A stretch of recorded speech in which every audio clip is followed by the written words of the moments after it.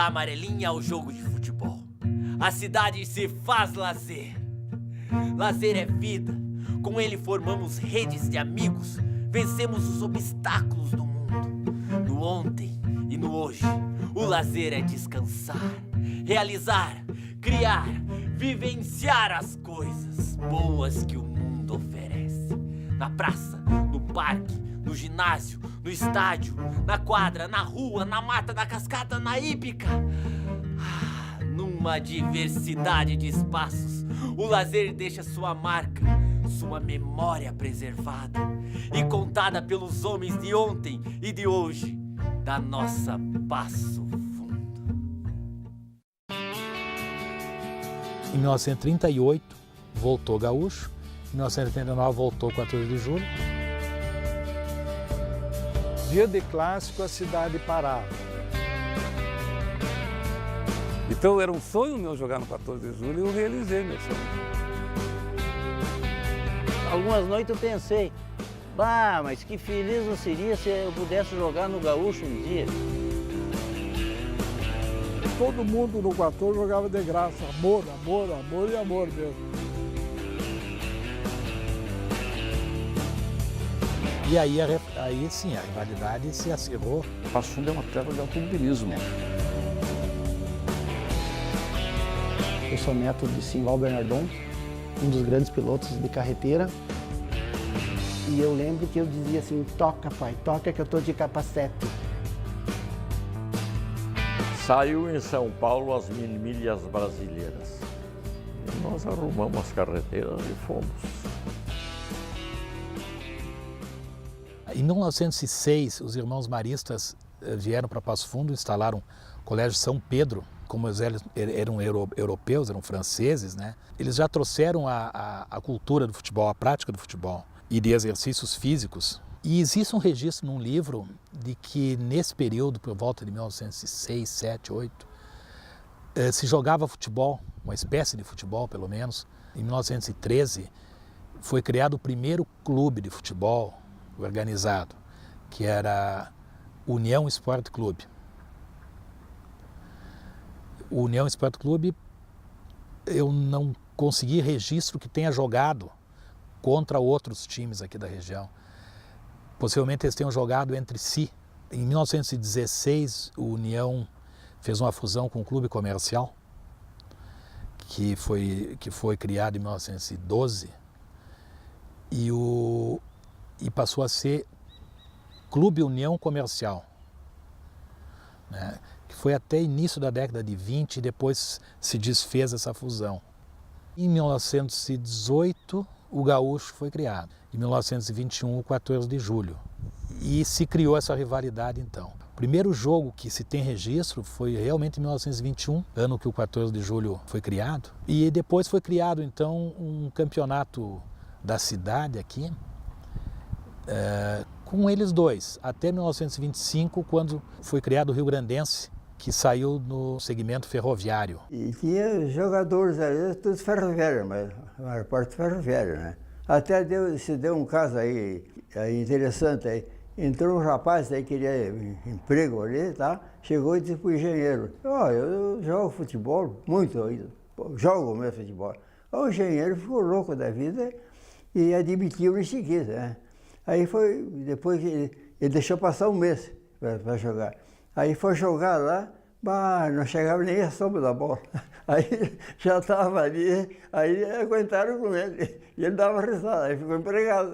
Mas só ia olhar jogo, porque tiraram do jogo. Que a bola passava por ele, nem via, né? Os ferroviários já tinham outros clubes no Rio Grande do Sul, Cruz Alta, Santa Maria e Rio Grande especialmente, já existiam clubes de futebol ligados então aos ferroviários. E o senhor foi em algum jogo? Fui, ia jogo ali seguido lá. Jogavam bem? Quem? O seu time? O time? Jogava bem, jogava bem.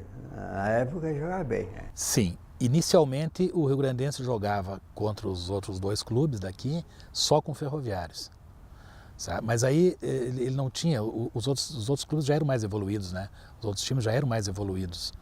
Né? E traziam jogadores veladamente, assim, traziam jogadores de fora, conseguindo emprego para eles, porque era amador, né? Então não poderiam pagar diretamente ao jogador. Então eles vinham, arrumavam emprego, um emprego às vezes até, entre aspas, né, fictício. Não existia carteira assinada, nada, né? Não existia carteira nem profissional, né? Então eles jogavam e recebiam da empresa que eles trabalhavam, mas recebiam para jogar. Em 1930, o Gaúcho, 14 de julho, encerraram suas atividades. Em 1931, surgiu um outro clube chamado Cruzeiro, Esporte Clube Cruzeiro, que veio do seio da Brigada Militar. Eram soldados da Brigada Militar, era um time forte, bons jogadores. E essa foi a rivalidade dos anos 30. O Grandense do Ferroviário contra o Cruzeiro dos Brigadianos, né? Aí depois, em 1938, voltou o Gaúcho, em 1939 voltou o 14 de julho, e aí sim, a rivalidade se acirrou violentamente.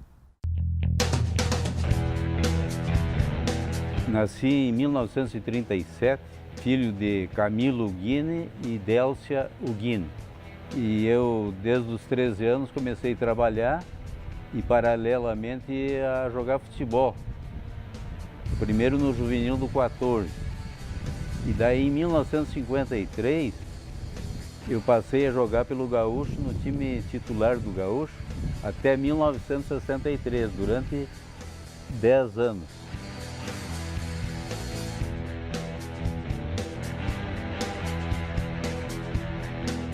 Algumas noites eu pensei, mas que feliz eu seria se eu pudesse jogar no Gaúcho um dia.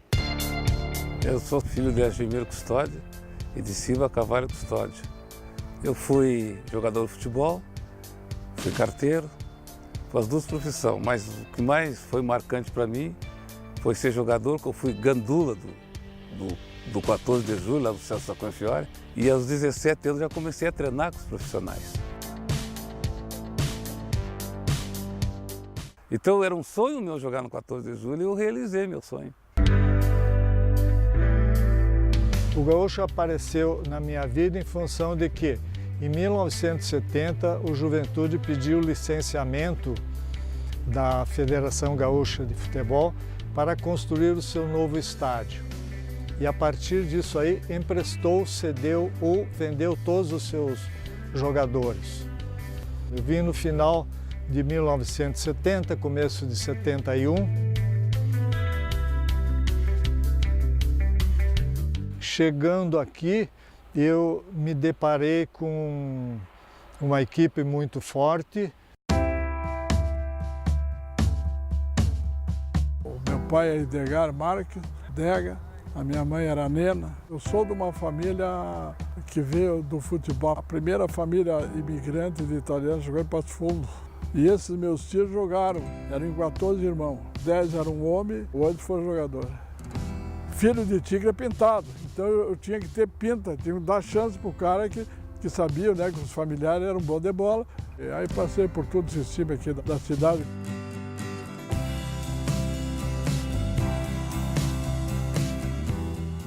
Eu não é que eu jogasse bem, eu sempre acreditei em mim. Sempre pensava, uma bola dividida eu não posso perder, a dividida é minha. E tinha certeza que 90% era minha.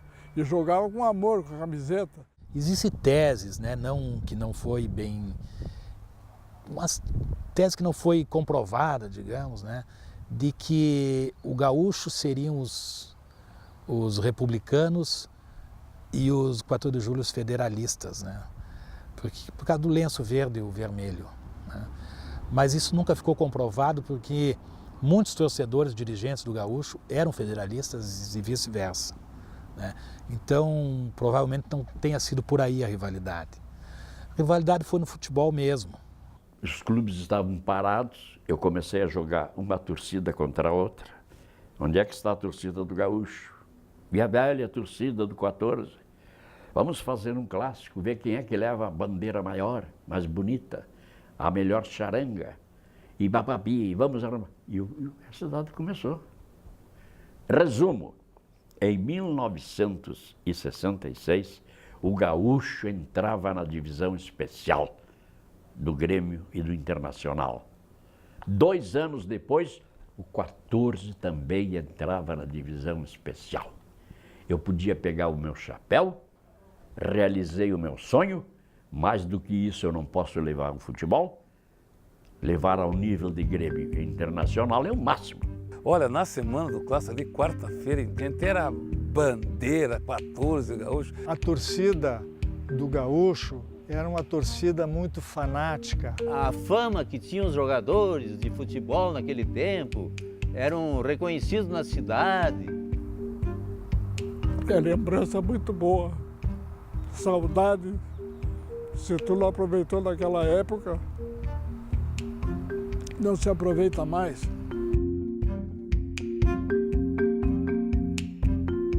Passo Fundo era um celeiro,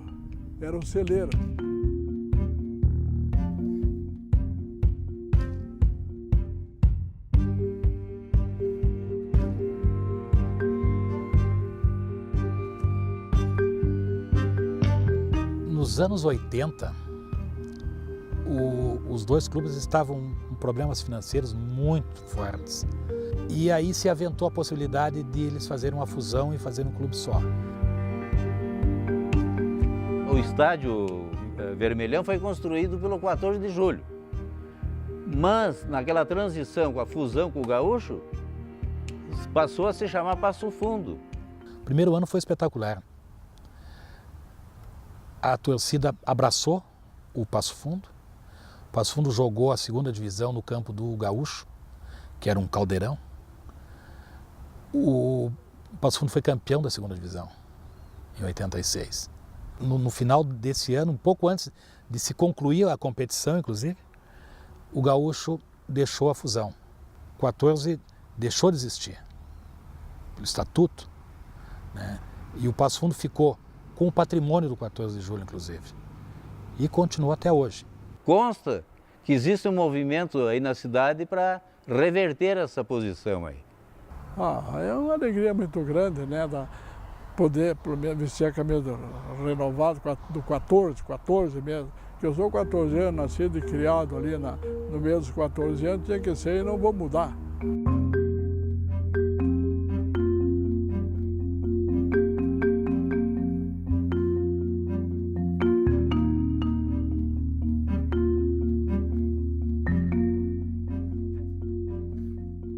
Passo Fundo é uma terra de automobilismo.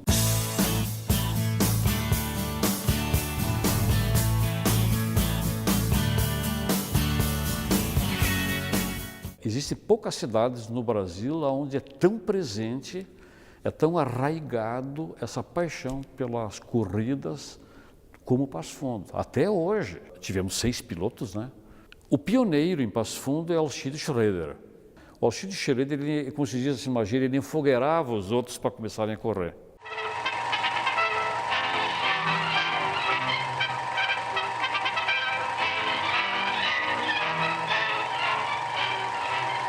Senhor Schroeder, nas pegadas de Bertual, dispondo de ótima rodovia, esse volante forçou sua máquina a uma velocidade máxima de 180 km/h. As carreteiras entraram na vida dele a partir desse conhecimento que ele adquiriu com essas amizades também que comunhavam do mesmo desejo.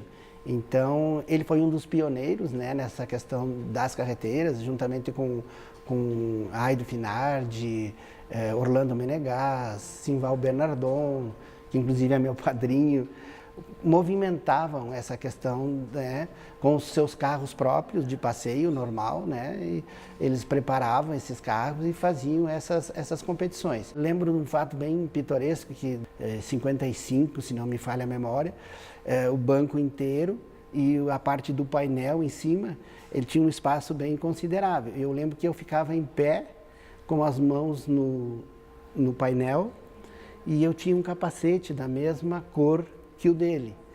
E eu lembro que eu dizia assim, toca pai, toca que eu estou de capacete. Eu dizia, na minha inocência, eu pensava que eu estando de capacete não ia me acontecer nada e enfim. O Aido Finardi, que era o dono dessa carreteira vermelha e branca aqui, começou a correr em 1949 com Chevrolet. Então nós tínhamos o Simval Bernardon, que correu menos provas, a categoria standard. O que a esposa fazia para ajudar o marido que era piloto? Rezando que não acontecesse nada. A gente acompanhava, né? A gente passava a noite escutando no rádio. Só tinha rádio, né?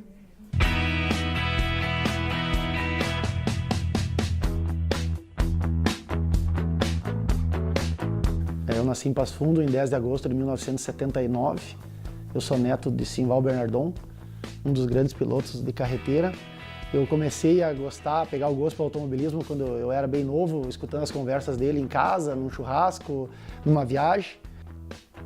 Isso aí mexeu muito comigo e eu queria ser piloto também. Quando eu tinha 18 anos, ele faleceu. Nunca vou conseguir dar sequência no padrão que eles foram, mas eu fiz o possível para tentar fazer a minha parte dentro do automobilismo, para honrar o meu nome, honrar a nossa família. Então, tenho 15 anos, assim, minha história automobilística tem 15 anos. Campeonato Gaúcho, Campeonato Brasileiro, Copa Sul de Arrancada, Campeonato Sul Brasileiro, provas avulsas de outras categorias. As 1000 milhas brasileiras, ele ganhou, não me lembro o lugar, terceiro ou quarto lugar, ganharam uma medalha de ouro. O automobilismo brasileiro, ele é alavancado a partir das 1000 milhas brasileiras de 1956, que foi o início delas. Então, meu avô participou da prova, tá? Com muito orgulho. Dá para contar nos dedos as pessoas que têm essa medalha no Brasil hoje, tá? É uma medalha muito importante para o automobilismo. E eu fico orgulhoso de ter essa medalha. A primeira edição das 1000 milhas brasileiras. Você sabe que eles iam daqui, eles acampavam na Interlagos. Eles acampavam, levavam barraca, levavam comida, acampavam, passavam a noite, né? E os companheiros para assistir. Orlando Menegas era um pé pesado incrível.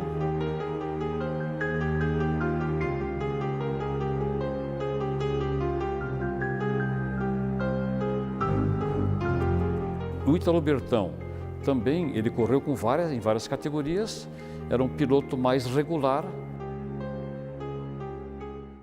Em 1961, a 1000 milhas de São Paulo, que era a maior prova das carreteiras de todos os tempos. Ítalo Bertão e Orlando Menegas fizeram dupla e foram para São Paulo. Me levaram, com tudo pago, para fazer a reportagem.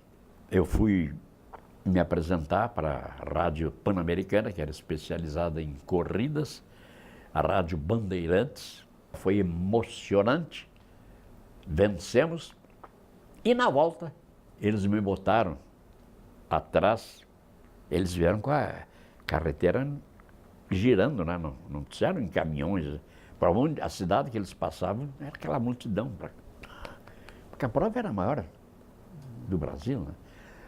E eu ali atrás, porque o banco era curvado, né? Era só o banco dos dois corredores, e eu tive que me dobrar um dia todo. Nunca, como é que eu vou esquecer? O automobilismo, ele era acompanhado, inclusive através do rádio. As primeiras 1000 milhas foi em torno de 16 horas.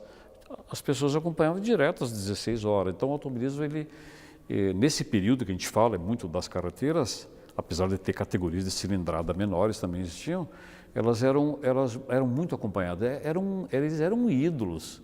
E o Daniel Vinick, que o deles é o sobrevivente, né, o que está conosco.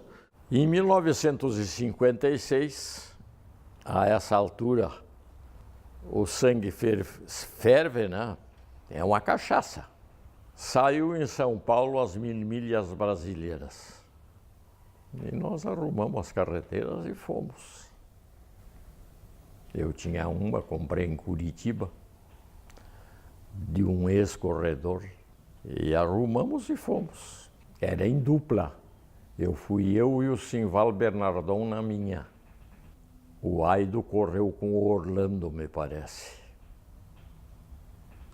Mas fomos, fizemos presença em Interlagos. se desafiavam mutuamente. Houve muitos pegas, eles também eram jovens e aprontaram muito, mesmo na área urbana aqui da nossa cidade. Havia uma integração muito grande entre os corredores.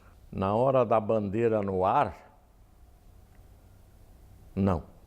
Ali era o meu aqui. Mas depois, tudo irmão. Tudo amigo. Quando teve o centenário de Passo Fundo em 1957, é claro que não podia faltar corrida. E a que ganhou, para variar, foi Orlando Menegas, né? Foi uma disputa ferrenha contra o Bertol, Aristides Bertol de Bento Gonçalves. Daí eu entrevistei o Orlando Menegas, o Aido Finardi, Simval Bernardon, Daniel Vinick, todos os nossos corredores. Porque era uma prova dentro da cidade, e até lá São Cristóvão fazia a volta, fora os irmãos Andreata, Diogo Elvanger de Bento Gonçalves e muito poucos outros, Antoninho Burlamac, que era irmão dos Burlamac daqui. Passo Fundo era a data das carreteiras. Vinham as emissoras de São Paulo e faziam especiais sobre eles para o Brasil. Veio a Rádio Pan-Americana, a Bandeirantes também veio, tinha lá esportes, automobilismo. Então, as carreteiras projetaram enormemente a cidade. Algumas coisas assim que até viraram tipo mito, tipo lenda. O primeiro cinto de segurança foi o Orlando. Orlando Menegas foi que botou um cinto só. Que ele ganhou ele conseguiu com o Aeroclube. De teco-teco. Botou um... Mas eu também tinha uma corda. Uma corda, fazer um carioca. O carioca é um nó que motorista sabe fazer. Eu estava amarrado. Dessas aventuras, digamos assim, que são reais. E se você trouxer, você, não pode ser verdade isso. Quando eu comecei, o capacete, esse capacete bonito que tem, isso não tinha. O Orlando tinha um que ele ganhou do comandante do exército aqui, deu um capacete para ele usado, que estava já, e ele trabalhou ele direitinho, ele tinha um capacete. Não era capacete coisa nenhuma, né? E não tinha no comércio para comprar. Tem uma história do capacete, da melancia. E em determinada corrida tinha que colocar o capacete. Eu vou arrumar um capacete, né?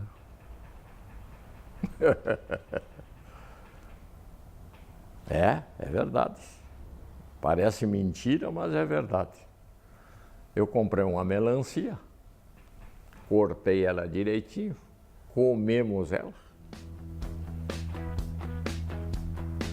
deixei secar. Com melancia. Mas não tinha outro jeito. Essa também é uma cidade de lazer e entretenimento. Há muito que os moradores daqui se unem em torno de grandes eventos esportivos, em momentos únicos de disputas, rivalidades, de memórias inesquecíveis. Campeonatos de futebol. Naquela década de 70, inclusive, eu joguei clássico. Olha, na semana do clássico, ali, quarta-feira em diante, era bandeira, 14 gaúchos. A espera pela passagem de carros em acirradas disputas. O que lhe dá saudade? Dos amigos. Inclusive muitos que não existem mais. Dos corredores de carreteira aqui de Passo Fundo, não tem mais nenhum. Eles devem estar lá me esperando. As corridas nas ruas da cidade e outros eventos consagraram Passo Fundo como um centro esportivo. Nesta época também da carreteira, eu tinha um problema. Eu era caminhoneiro, né? Eu não podia me dedicar à carreteira. Eu tinha prestação para pagar. Vamos para frente que atrás vem gente.